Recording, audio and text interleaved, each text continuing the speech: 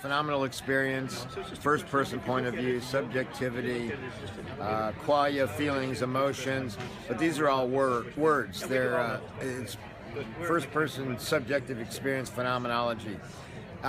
So these are all words. Awareness is another word for consciousness, but you know, I hate to be flippant, but it's kind of like what somebody once said about pornography.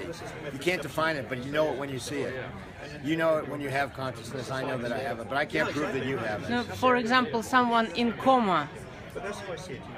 Well, they might have islands of consciousness, you know, but they can't communicate.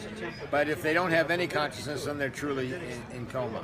But some people who are that's a complicated issue, something we talk about at our conference, because some people have, islands of consciousness but can't express it. They're locked in. So under anesthesia, there's no consciousness. And for example, sleep without dreams, there's no consciousness. But although some meditators say they're awake during dreamless sleep, but not during anesthesia. So it goes away under anesthesia, and anesthesia works by quantum effects. What about animals? I think animals are conscious.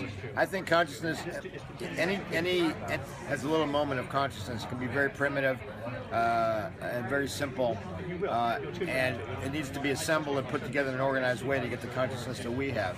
But I think consciousness in its very simplest form is everywhere in collapse of the wave function that's happening all around us all the time, but undifferentiated and without integrated information and meaning. So our brains, our microtubules, do it in such a way to make full, rich conscious experience. Okay, but where you will put the border, like example, this chair, is it the this consciousness? Chair, every little atom in this chair is going into superposition and collapsing. Superposition, collapsing.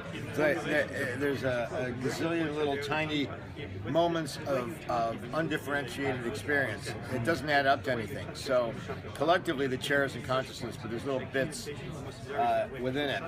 You know, panpsychists have a similar view, except they would say it's a property of the matter. I'm saying it's a property of the collapses which give rise to the matter, but as a whole, it's not conscious. And what about animals? I think animals are conscious. Probably the big jump was at the Cambrian evolutionary explosion, where there were enough microtubules to have reached threshold in a reasonable time. So small worms and urchins are probably where our type of consciousness first originated, and of course then it got more and more functional.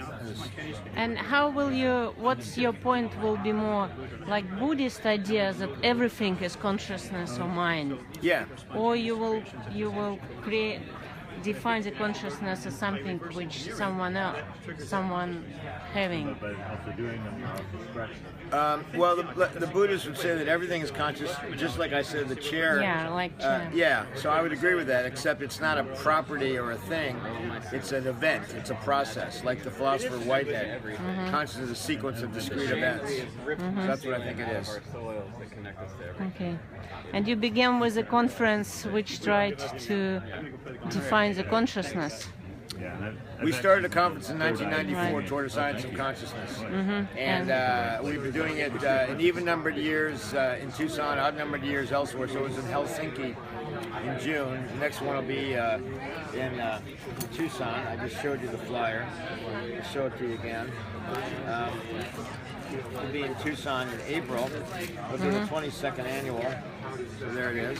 It's in a very nice resort, and we have a lot of great speakers already, and we're just beginning to get submissions from everybody else. So there's talks, there's posters, there's entertainment, there's workshops, there's everything. Thank you.